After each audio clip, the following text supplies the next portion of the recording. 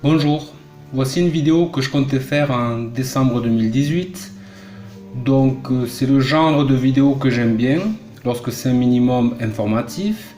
Je vais la faire assez courte et je ne l'avais pas faite car ça me semblait que ça allait tourner. Et je me rends compte qu'encore aujourd'hui, beaucoup de gens pensent que l'origine du mouvement des Gilets jaunes, c'est suite à une hausse des prix du carburant et qu'ensuite un camionneur a lancé le mouvement sur Internet et qu'en 2 mois ça s'est fait. Donc voilà, je vais vous expliquer l'origine.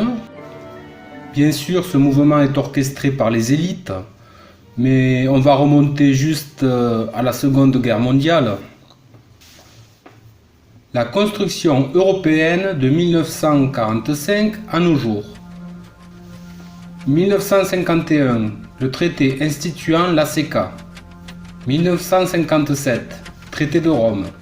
1973, Europe des Neuf.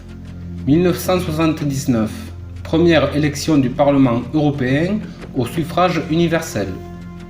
1986, Europe des 12, acte unique européen.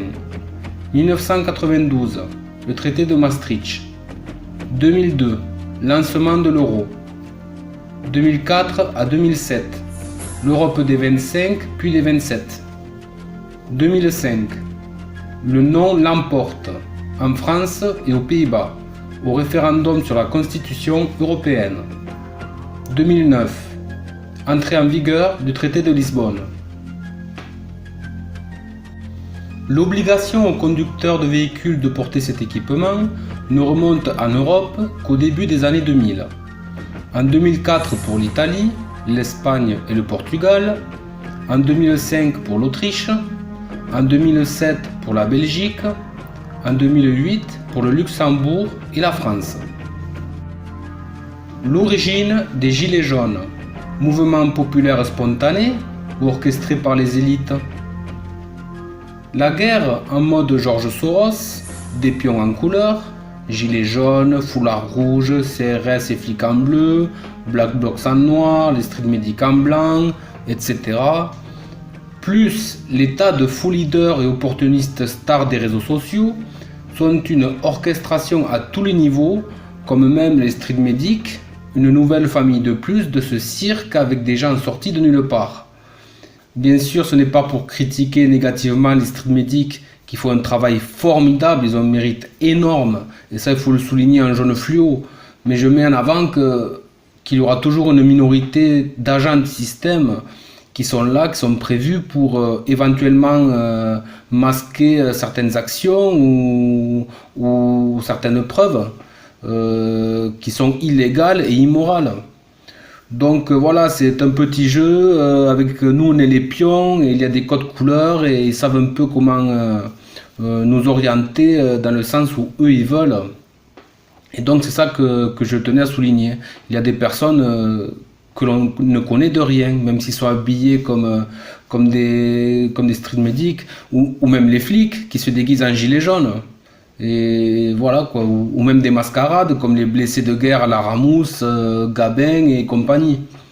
Sans parler d'un max d'argent généré par cagnotte sur la misère des blessés par les vidéastes amateurs de week-end à l'affût de photos, de vidéos chocs pour créer des médias anxiogènes et en rien des solutions pour construire un système plus sain.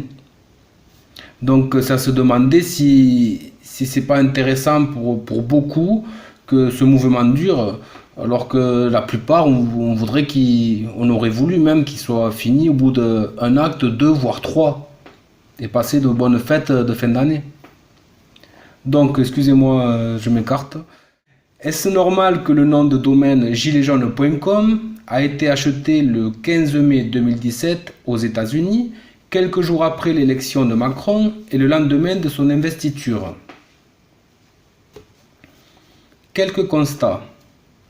Les informations sur son créateur ont été volontairement cachées et ne sont pas disponibles.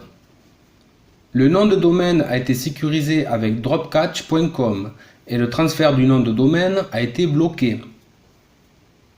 La réservation du nom de domaine a été faite pour 3 ans consécutifs jusqu'à son expiration prévue le 15 mai 2020. Un mouvement prévu avec les gilets produits par Vincent Bolloré, puis imposés dans les autos par 2 par Nicolas Sarkozy. De quoi organiser une fausse révolte d'une même couleur, accessible à la populace, comme les manipulateurs nous appellent, nous considérant comme du bétail qui suit le troupeau sans réfléchir.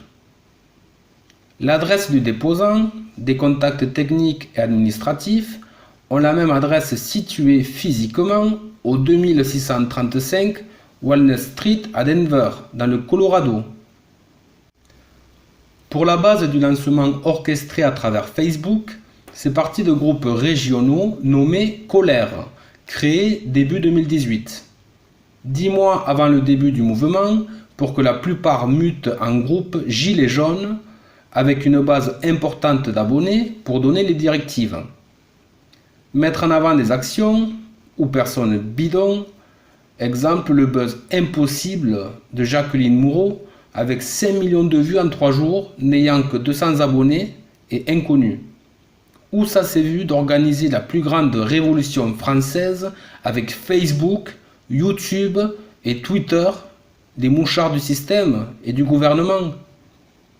Je vous invite à voir la vidéo que j'ai faite récemment où j'ai remis des anciens liens à la période où tout le monde se plaignait des censures fin novembre et début décembre. Et là je reparle des GAFAM et je pense que Internet c'est un début de solution mais surtout le problème. Je pense que ça doit servir pour rentrer en contact et ensuite faire des rencontres réelles pour mettre en place des actions dans le réel. Et on est beaucoup trop dans le virtuel et voilà quoi. C'est des outils du système quoi. Du coup, ils auront toujours trop de longueur d'avance. Donc c'est un outil utile, les réseaux sociaux, mais il faut s'en servir intelligemment et le minimum. Mais voilà, c'est la masse des gens est habituée et voilà, et pour moi c'est une partie du problème. Sans parler des échanges avec des gens sous pseudo qui parfois sont des trolls ou parfois des gens qui vous font perdre du temps ou des gens que voilà quoi, c'est rien ne vaut se mettre d'accord pour de vraies rencontres, débattre comme des adultes. Et si on n'accroche pas, eh bien on zappe. Et si on accroche, on peut créer un début de communauté et mettre des actions en place. Malgré une belle énergie citoyenne le 17 novembre et les 2 actes suivants, l'envie de redevenir un peuple souverain a été conditionnée en stigmatisant la case Gilets jaunes comme prévu. Prévu avec des leaders là pour ralentir, abrutir, discréditer en parlant d'eux, d'argent et évitant les vrais sujets, des actions concrètes. Bien sûr, les médias qui nous mentent les invitent souvent pour une mise en scène gentille, méchant.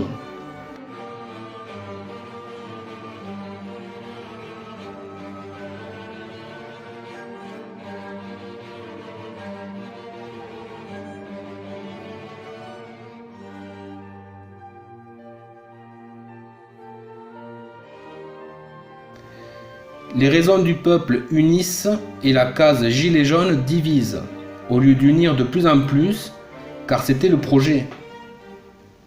Mais au final, quel projet est en train de se mettre en place? Celui du peuple qui s'unit pour être fort? Ou celui des élites qui divise une fois de plus pour instaurer son nouvel ordre mondial?